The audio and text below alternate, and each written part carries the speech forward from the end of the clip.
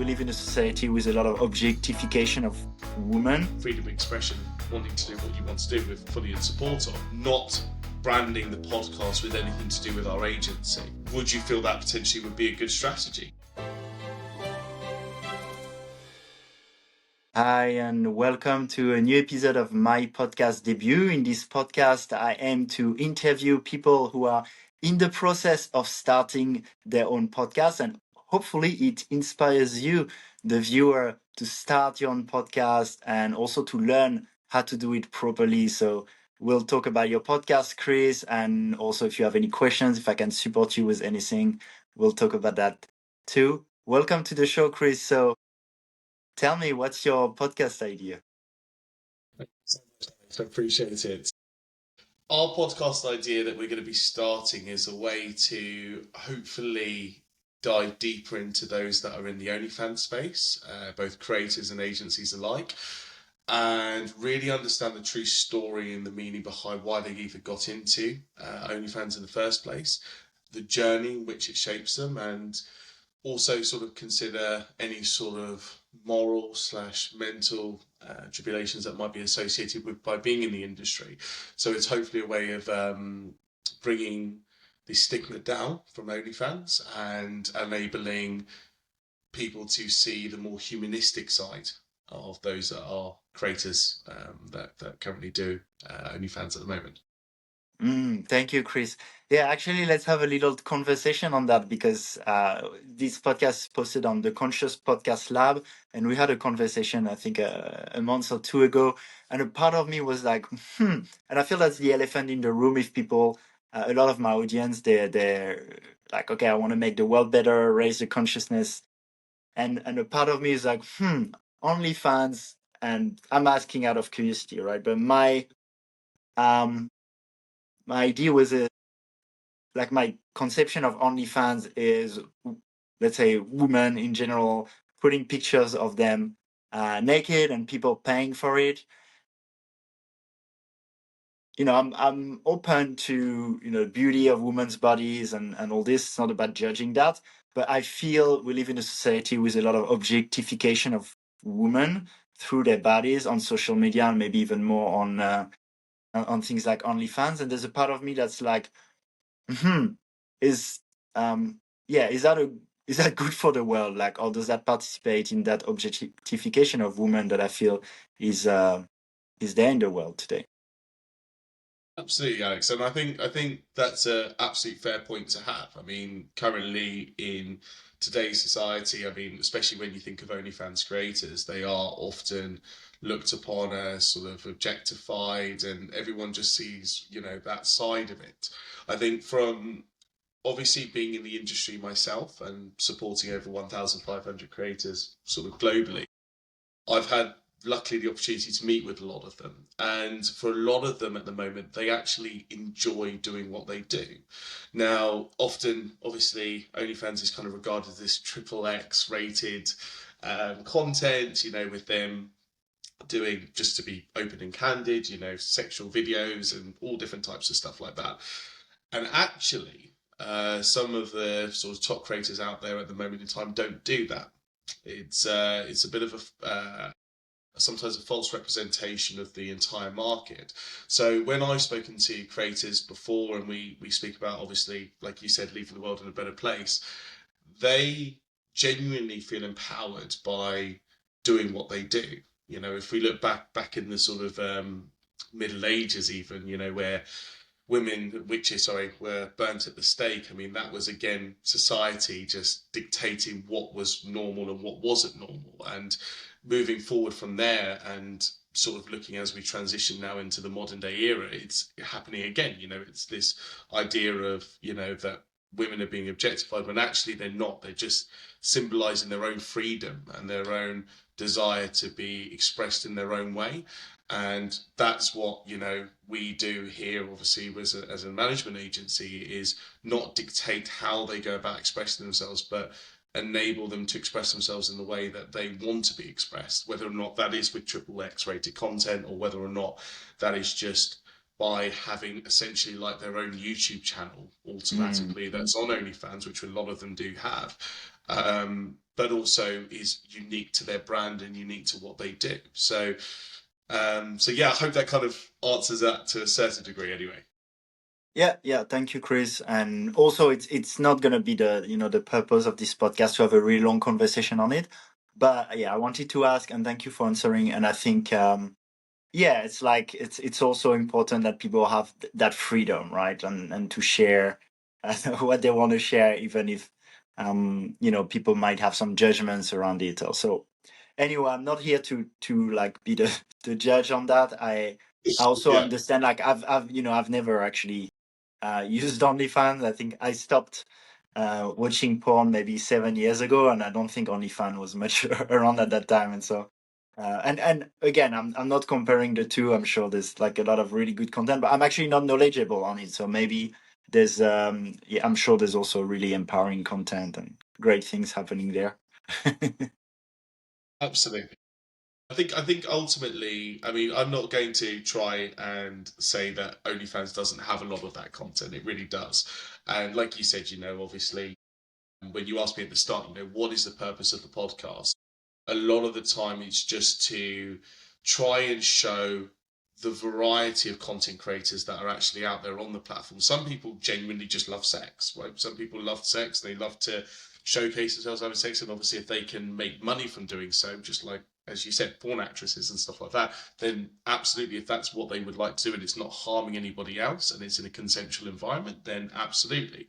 But there are, like I said before, a lot of other creators that do it for a number of other reasons that don't do any of that sort of stuff. And I think from a lot of the standpoint, unless you've kind of used the platform regularly and you've generally explored the different varieties of creators that are out there, and their content that they're producing, it sometimes those bits sort of get lost. So that's why when I've kind of come into this, we've obviously done really well as a management agency, but it was about trying to create a more open view on what actually goes on behind the scenes on OnlyFans and kind of showcase a little bit to those that maybe don't use the platform or have never used the platform, have just seen one particular area of it, an idea or a glimpse of the mindsets of those that are engaged in OnlyFans, why they do it, and most importantly, what they actually do.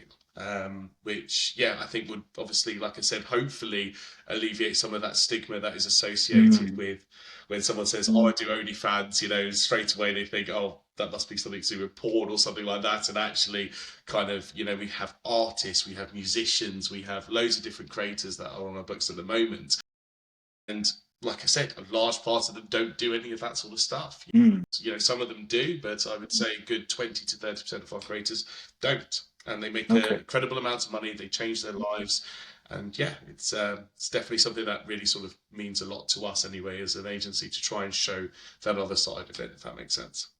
Okay. Yeah. Thank you for sharing that, Chris. And I'd love to ask you, can you tell me a little bit more about the podcast? Yeah, absolutely. So the podcast is going to be centered around basically interviewing different types of creators. Now, we are going to be trying to interview creators that are, shall we say, in the explicit side. All right, because if we look at people like Lily Phillips, etc., I mean that she's been all over the news as well. From I believe she did a sleeping with 100 guys in one day or something like that as a challenge. We're quite concerned about sometimes that side of things because obviously we want to understand sort of what got someone to potentially do something and go into that sort of career and decide that they want to sort of engage in those type of activities, shall we say.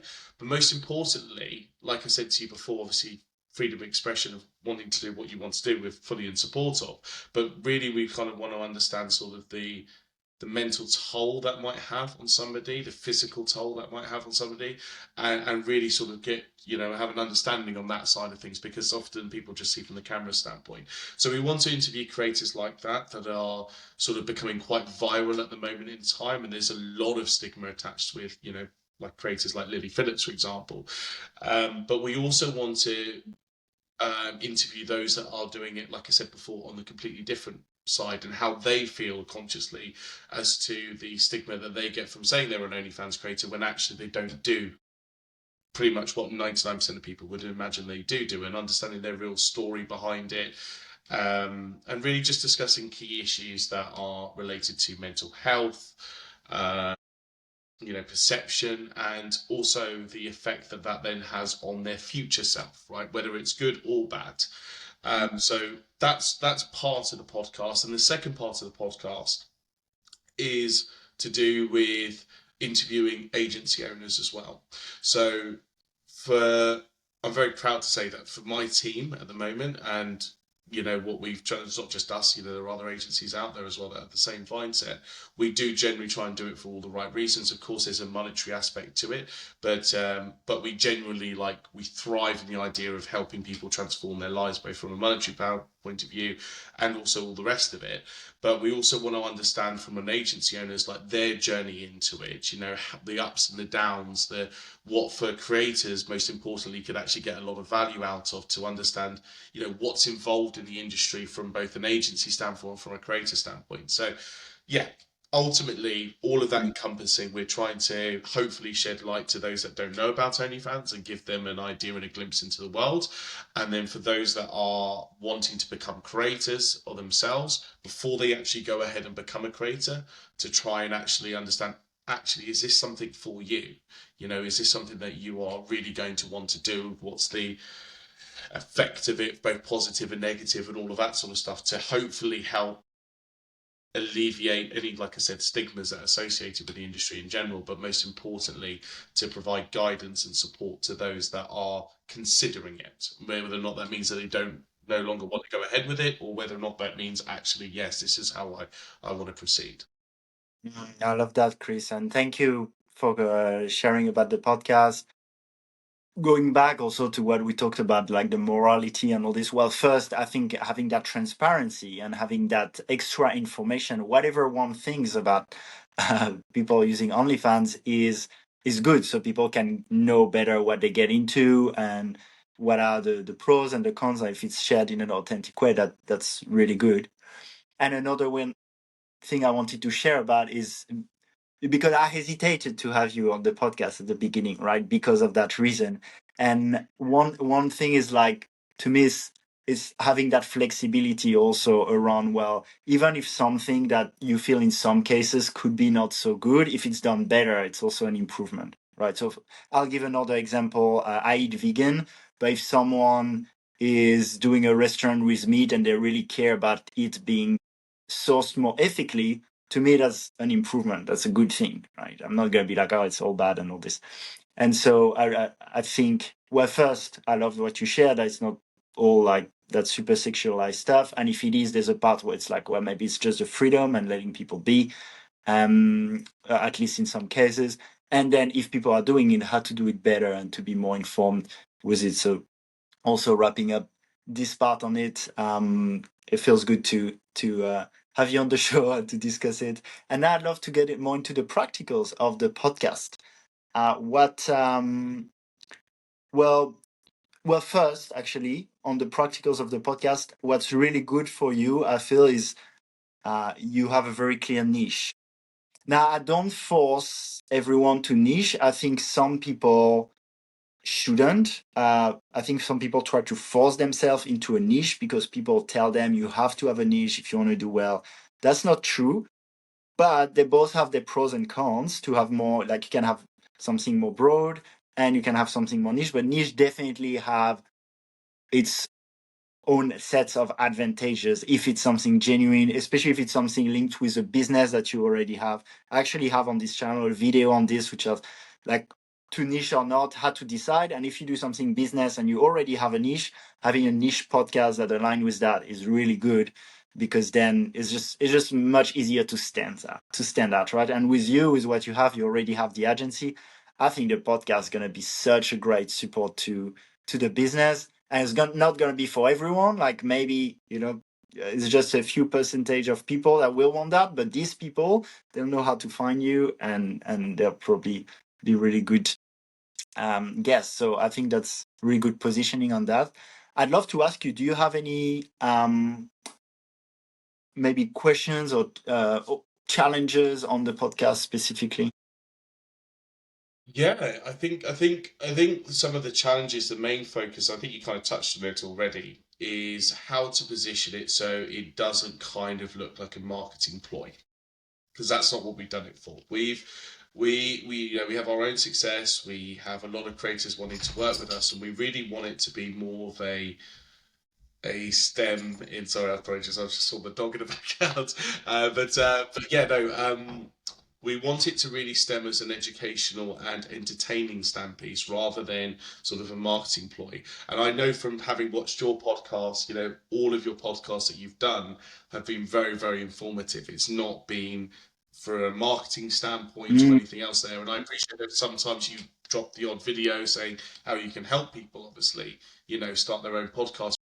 Again, it's just having that true authenticity. So I suppose it would be great to understand sort of from your aspect as us starting out and doing our own podcast, how can we achieve that same level of authenticity where we're not seen as sort of just trying to market, ourselves as an agency, but rather add value and make the difference that we're trying to achieve?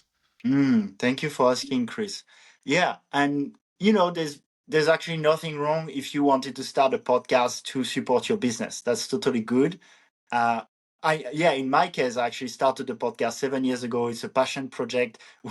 When I have money, I invested more in the podcast, and now I'm a bit more conscious about creating something more sustainable around it. But the podcast is the end. It's not a mean to the business. But there's nothing wrong if someone wants to do that. I just want to share that first.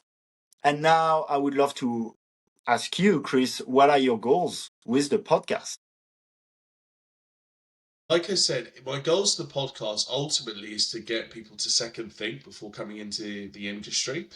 It's to so I would like the opportunity to get in front of those who are just seeing the flashy cars or the money aspect side of things, and before they actually go into it and make a commitment to this, to be able to actually see some of the stories and the impact that it's had before making that conscious decision if they want to move Mm-hmm. forward. So major reach, obviously, as a back end of that would be one of the things that I'm trying to do.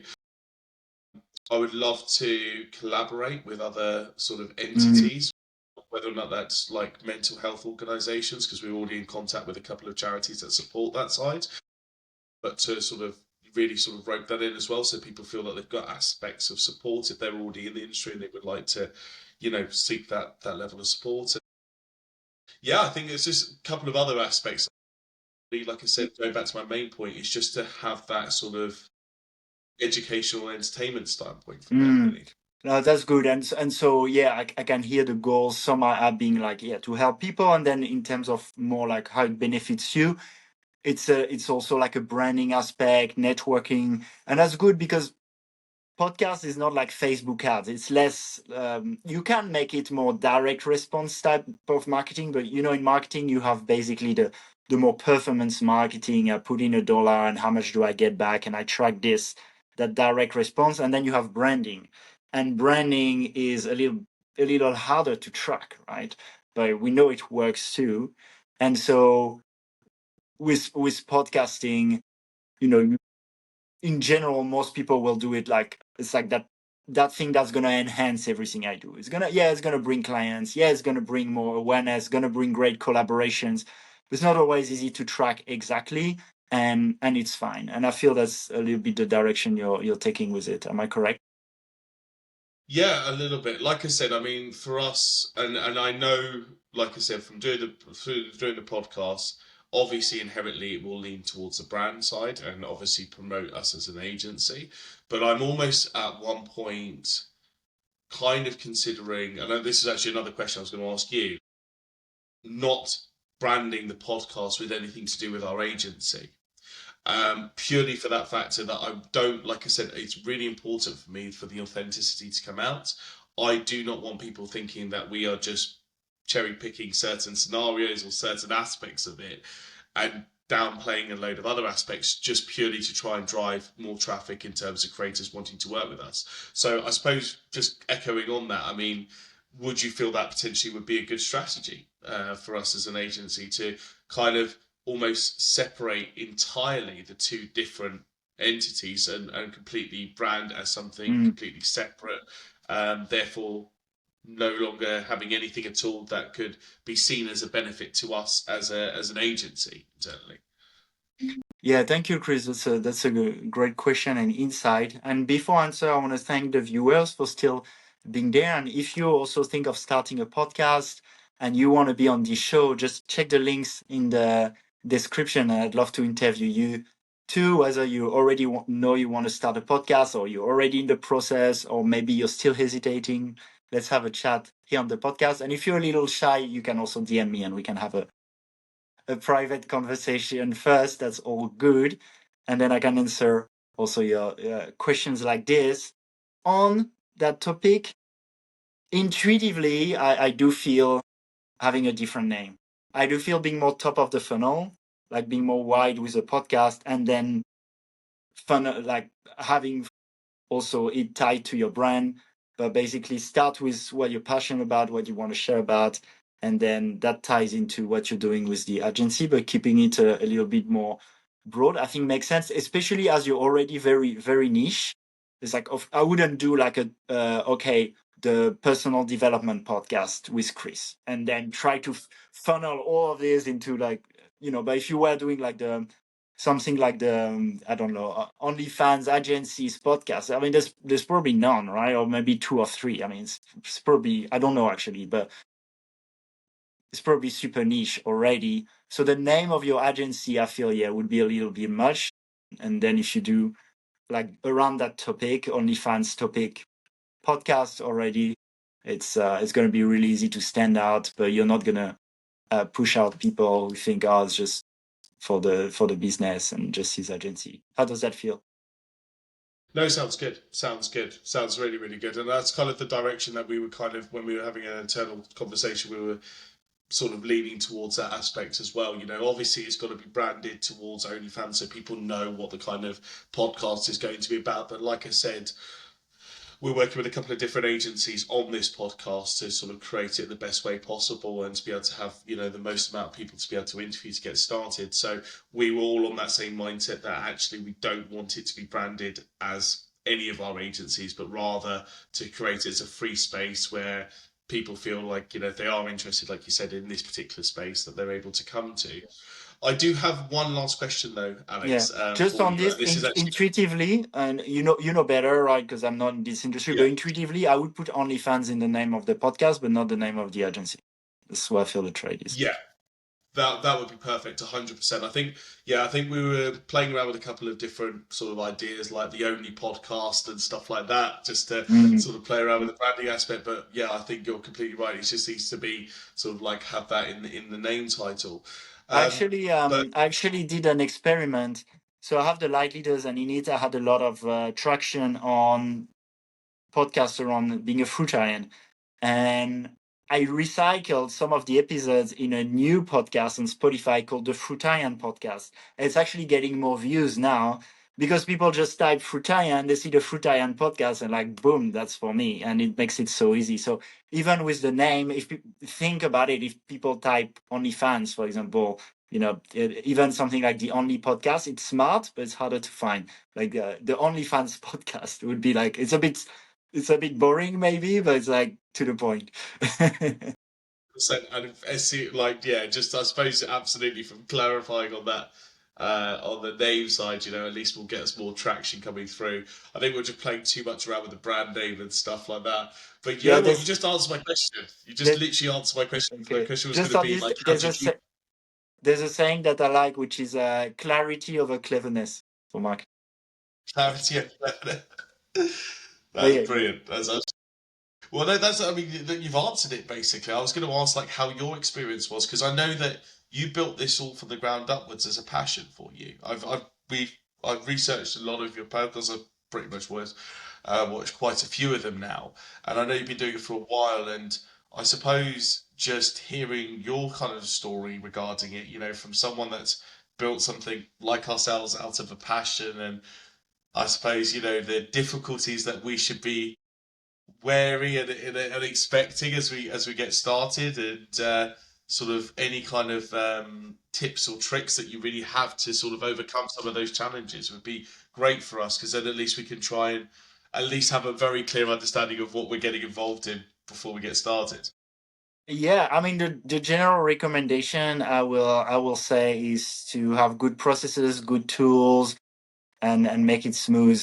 It helps in the long run because you already know you're gonna start. So really, the people sometimes don't start, but often it's because they're overwhelmed by the tech, the processes, or maybe some limiting beliefs. And then it's to keep going also and make it smooth and easy. And actually, AI has been making it much easier, and that's why I started podcast coaching. Is because it made it so much easier for people to have a podcast. And so yeah, my recommendation is to have those smooth processes, to do something you're passionate about, and like this you can do it consistently because consistency is key too. Obviously working with someone like me helps that because I have the experience, the processes, the tools that I created. Just started my first group program back early January. The 3 people who joined are launching this week, which I'm really excited. And yeah, I do that because I believe it's an easy way to do it. So actually, on that, I'd love to ask you one more question, which because part of it is it depends on this. Too. Do you want to do video, number one, and number two, do you want to do mainly online or in person? Oh, that's something we've been toying with a lot. I think definitely the video, 100% the video we want to do. We are kind of leaning towards, we'd love to do it in person. You know, we have creators and agencies all over the globe, and I already travel quite a lot for this job, right? So the idea of, you know, being able to do it in person would be great to travel around. I think it could also add value to the content as well, being in different countries, etc.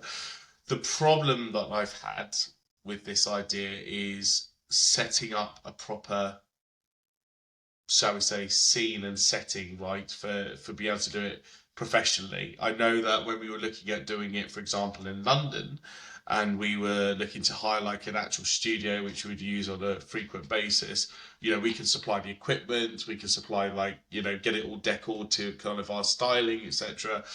Whereas obviously we lose that as soon as we start sort of going abroad and stuff like that. So I suppose that would actually be a good question to ask you, really, what your thoughts would be on that, and whether or not you felt that just doing it online might just be the easiest solution out of all of them. Yeah, 100%. I mean, in my program, which is your first 5 episodes in 6 weeks, I have a bonus training on in person. But actually, even if you do in person, I would recommend to start fairly simple because the studio adds, yeah, the studio and the cost with it and the editing also. So it adds a lot of layers. And I think it's worth it from a certain time. So you will see most of the most successful podcasts, they have a studio and the 3 cameras and all this. But it's not what makes their success. When they made their success kind of before, and then they added this, and that made sense for them to add that layer of investment and complexity because they're already a big podcast. So if it helps you go from 200,000 to 300,000 subscribers, it's totally worth doing that, right? If it helps you going from 200 to 300, is it really worth all the hassle? It's that energy put into other things will be much better. I would recommend starting online. You can do really, and also online has just the flexibility, right? Like right now, if we wanted to do that interview, I'm in Bali, you're in London, in person in a studio, that would be a much different arrangement. So in your case, yeah, try like find a way to make it like really as high quality as possible in a way that's easy. Even now, the video quality is really pretty good. Maybe the mic could be a little better, so maybe you just buy a good mic and do the podcast like with Riverside like this, and then you have also all the automations that go with it, like creating clips in an automated way. So yeah, I would recommend online, and that's actually what I generally recommend for people. Maybe if you were already like if someone has 1 million subscribers and they make a lot of money, they in LA, maybe for them it makes sense to be like, okay, hire these guys and get the studio ready, and you'll get 100,000 views from the first episode, and so you want it to be like as good as possible. For me, it's like in the middle. I also don't recommend people to just be like, yeah, just record yourself, take your phone and be like, yeah, hello. and just be like, hey, I'm with my bro. Like, you want to make it a bit professional. You want it to look good because you already have a brand. So you want to prepare it a little bit and think it through. To me, the studio doesn't fall into it. But definitely playing with making nice online and quality. So that's the middle ground, I would say, is right for you and for a lot of people, actually. 100%. No, I think that's a very, very good point. I think obviously it's something that we definitely have considered, but like I said, I mean, when we were having that conversation, we just thought actually it's probably going to be better if we did do it online. It's easier, allows us to have a bit more of a reach, and then, like you said, once we're growing it, then absolutely we can sort of look towards doing something like that for sure. So yeah, no, that makes a lot of Mm. sense. I'm quite interested though, this course structure that you've got at the moment in time. We know, well, I know certainly a lot of people in different industries as well that are trying to actually, start their own podcast as well. I've actually directed them towards yourself already. I've got friends of mine in the property space as well that are trying to really sort of just talk about sort of current issues that are going on in the property ladder and stuff like that. So how does your course really support them? Really, so and if is it like a one-stop shop for them, sort of getting squared away if they've got no experience, etc. on that side of topic, Yeah, if that thank makes you for sense. asking. Yeah, exactly. So I take people who have a podcast idea, and within 6 weeks, they'll have launched and already 5 episodes. So basically week one is more the positioning. So with podcasting, it's interesting. Like, you don't want to go too far. You don't want to procrastinate because that's the problem of most people. But it's definitely worth taking a week to really refine the positioning, the branding. And then week two, we start setting up the channel, inviting guests already. If you do with guests, most people do a mix of solo and guests, which works really well. And then on week three, we start recording already. Week four, we launch with 2 episodes, usually one solo and one interview. But yeah, it can be adapted based on your unique podcast that you want to create. And five and six, we keep posting weekly and recording and have the process set up. My idea with it is when you do the 6 weeks, you ask people to have 8 to 10 hours a week to dedicate to it for the learning curve and getting all these processes in place. And then by the end of week 6, you're good to go with 4 hours a week to record an episode every week. And that's thanks to all the tools and processes that I have. So I like to give people the experience. So when you came on the podcast, you click the link on Calendly, then you fill the pre-interview form. Now we're on Riverside. In like 45 minutes, I'll post the episode because there's the editing. I just click a button, generates the editing, and then I post it. And then I'll have clips for social media. I'll invite you for a collab on Instagram. And that's a podcast. So you can really shrink down that time thanks to AI and online tools. That's like my goal for people. It's people who aren't full-time podcasters. And it's easier online. It's true. Yeah. No, that sounds great. That sounds great. I mean, I'm definitely gonna. I've already started pointing people in the direction towards yourself. Amazing. Sure. But yeah, no, 100%. I think that can really help, and even for us as an agency, I think obviously because, like I said, we're collaborating with a couple of others. I think for us certainly we could probably get quite a lot of value out of that, especially since we're sort of trying to deal with this plus 5 other million things at the same time. So it might just be sort of worthwhile us touching base regarding that as well for our side. So that would be really, really useful. Well, thank you so much, Chris, for sharing with people. I mean, the next step for them, if they're ready, is to come on this podcast and I interview them. So you can do an intro and I'll do a podcast with them, and we can have a little chat also after that podcast. But I think for now, for the purpose of our podcast, I feel that was pretty cool. We covered the positioning, we covered some of the technicals, also the ethicals, and so I think it'd be something quite valuable for our viewer. Thank you for watching this far. And again, if you want to be on this podcast, just um, check the link in the description, and we can have that conversation too. Thank you so much, Chris. Do you have a last word for our viewer? No, just absolutely, absolute pleasure being on the podcast. Thank you so much for watching, and yeah, can't wait to hopefully show our story later on as we sort of develop and stuff like that. But thank you so much for having me. Absolute pleasure. Thank you, Chris. Thank you, everyone.